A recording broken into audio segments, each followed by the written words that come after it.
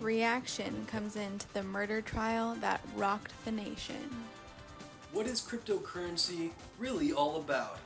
Find out next. And the worries behind the Johnson & Johnson vaccine.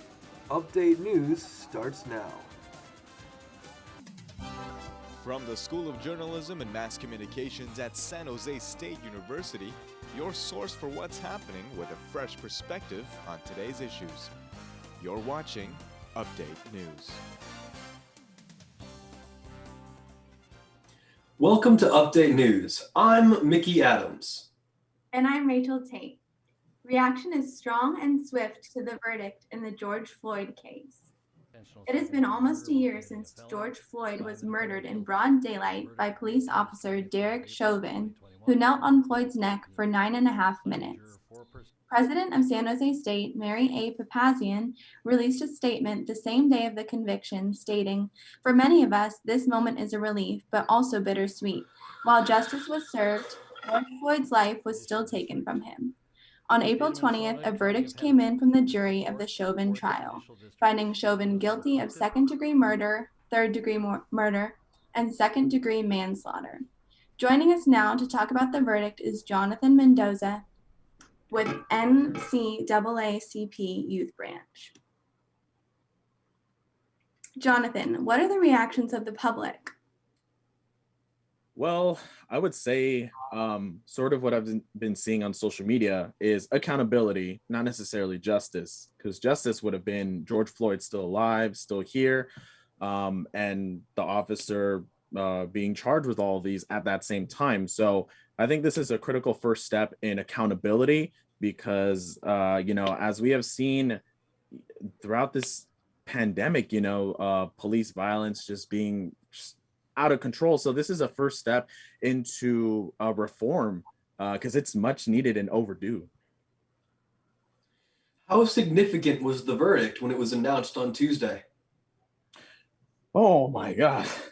Even for my youth chapter, a lot of us were just on our phones, on the computers, because, as you saw just on news media, there was a lot of officers around and a lot of barricading. So it was pretty tumultuous. But upon that verdict, of guilty, much needed, absolutely, but this isn't over. There's a lot more to come, but this is a much needed win, a long long term. What type of change do you think will come from this decision? Ooh, I think just like the concept of accountability, because we see, I think I saw on social media the other day, 1 out of 2,000 officers that are perpetuating this violence are found guilty or actually charged. So, once we heighten that level of scrutiny where, yeah, you serve and protect, but it's also you're not helping us out as we communities of color, so it's, there needs to undergo a change in training and accountability too, because it's a complicated system based on the relationships that exist right now across police departments. Yeah, definitely. Thank you, Jonathon Mendoza from the NAACP Youth Chapter. Cryptocurrency has gained a lot of popularity since its inception 9 years ago, but many people, even those who participate, don't know exactly what it's all about. It's not just about making money. The main pitch for cryptocurrency was an unregulated currency that could be easily exchanged around the world instead of going through national exchanges. Not many people know much about the phenomenon. I don't know anything about cryptocurrency. I actually know nothing about cryptocurrency. However, those that do look at cryptocurrency like another form of stock exchange, buying and selling coins as the prices change. This has created a subculture of traders looking to cash in on the craze.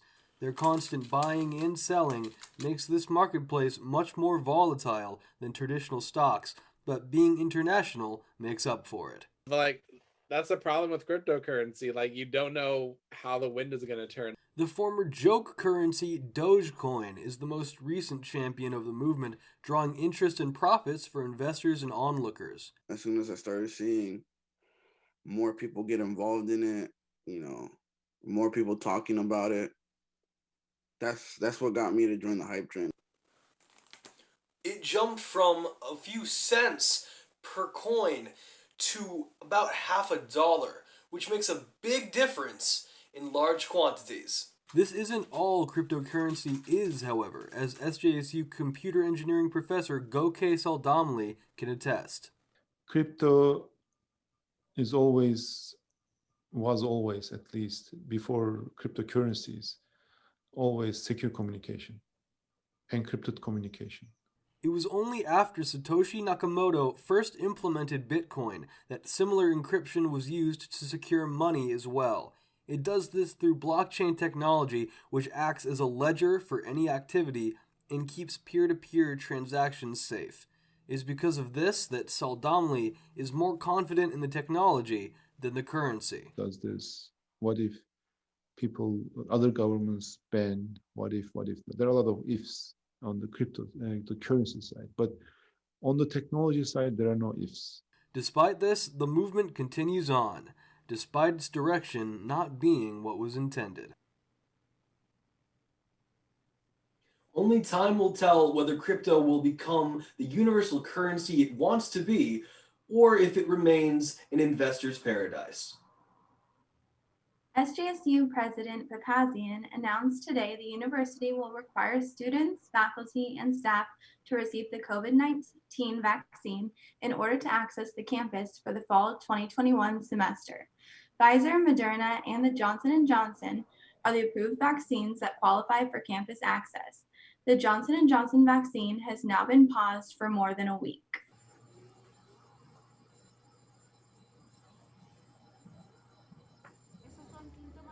Reports that 6 patients had suffered blood clots prompted the Food and Drug Administration to recommend the pause.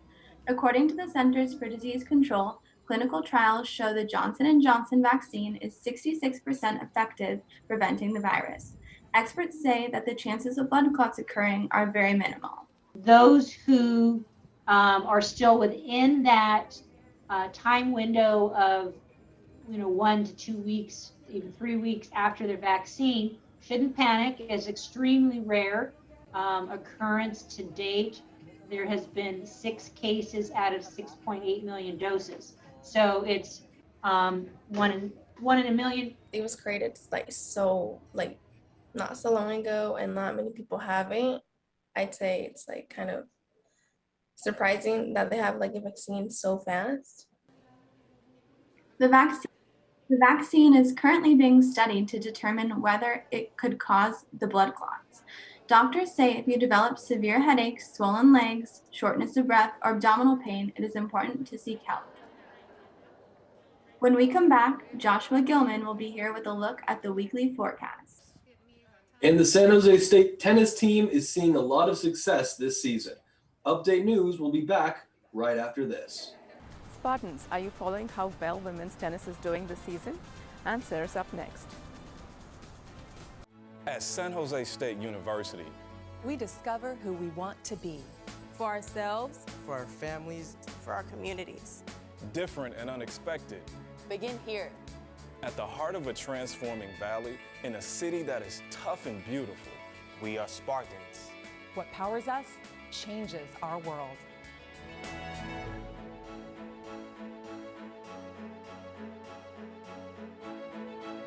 The San Jose State women's tennis team is doing exceptionally well this season.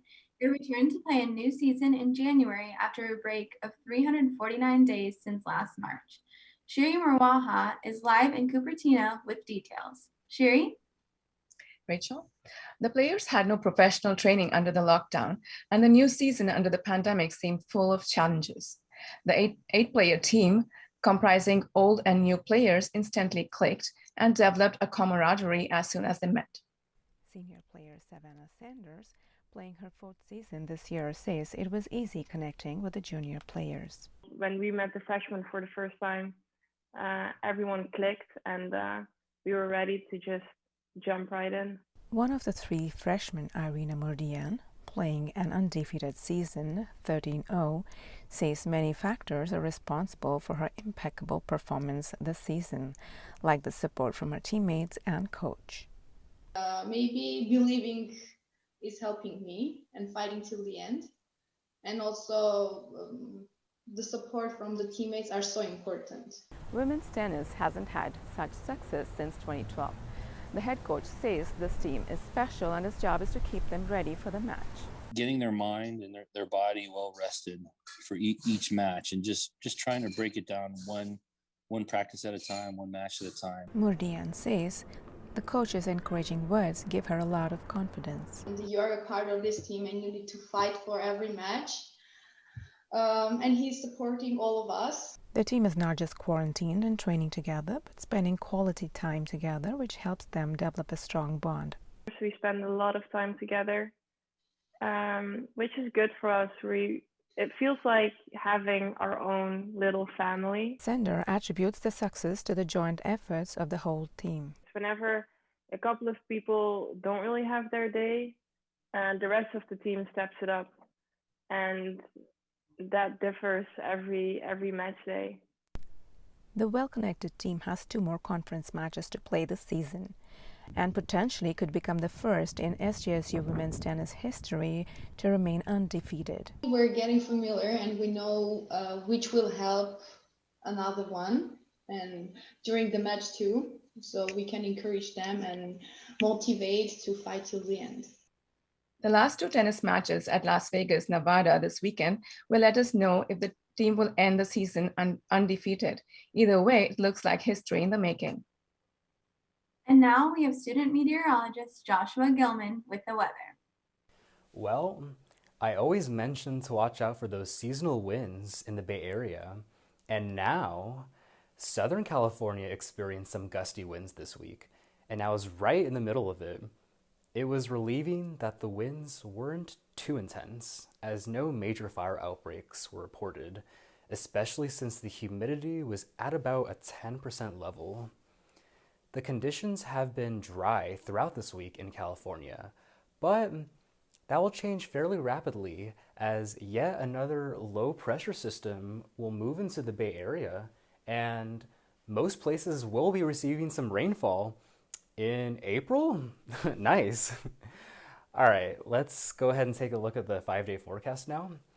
Santa Cruz will be seeing high temperatures throughout the 60s, but mainly the mid-60s, and the lows will be consistent in the mid-40s, just as last week. And it looks like the most likely day of rain will be on Sunday, currently at an 80% chance of precipitation. San Francisco will be seeing similar weather conditions to Santa Cruz, as highs will be mainly in the mid-60s and lows in the upper 40s to low 50s. SF is currently looking at an 80% chance of rain on Sunday, and typically storms hit San Francisco and Oakland most directly within the Bay. And speaking of Oakland, the highs there will be throughout the 60s, leading to a slight warm-up of 71 degrees on Wednesday. The lows will be consistent in the upper 40s to low 50s. Lastly, San Jose will see high temperatures throughout the 60s and 70s, with San Jose having the greatest warm-up compared to the rest of the Bay Area, with Wednesday ending at 76 degrees. And the lows will be mainly in the mid-40s. There should be some showers on Sunday, but nothing astronomical, as most rainfall totals should be about just a quarter of an inch, but hey, I'll take it. That's the weather update I have for you now, and let's see if these April showers bring any May flowers. When we come back, Ivan Garcia will join us with a rundown of sports. And a look at the week ahead. Updated news will be back in 60 seconds.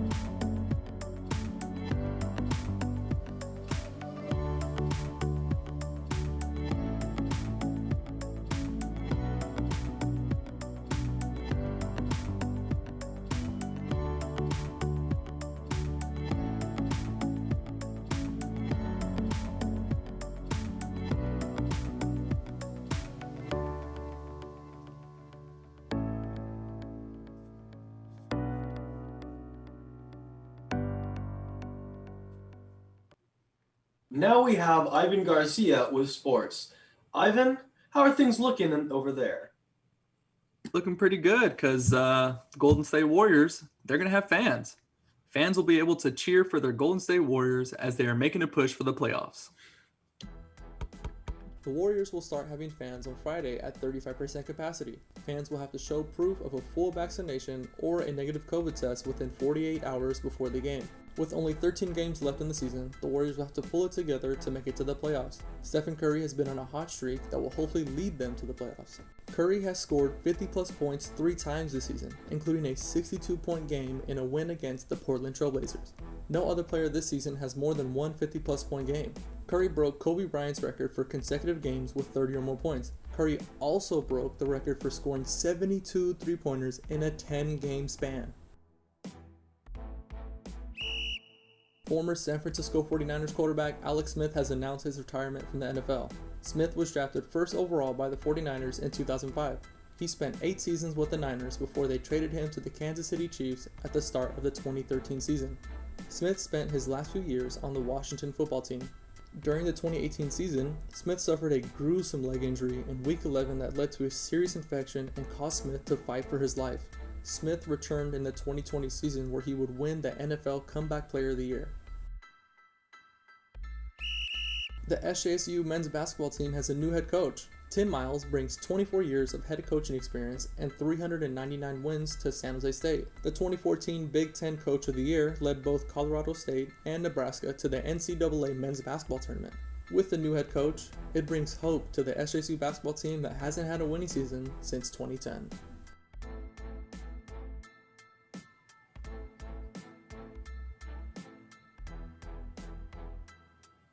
And that's all I have for sports. Man, I just love watching Steph Curry hit those threes. Yeah, it's just as soon as he releases his hand, you know it's going to go in. And now a look at the week ahead.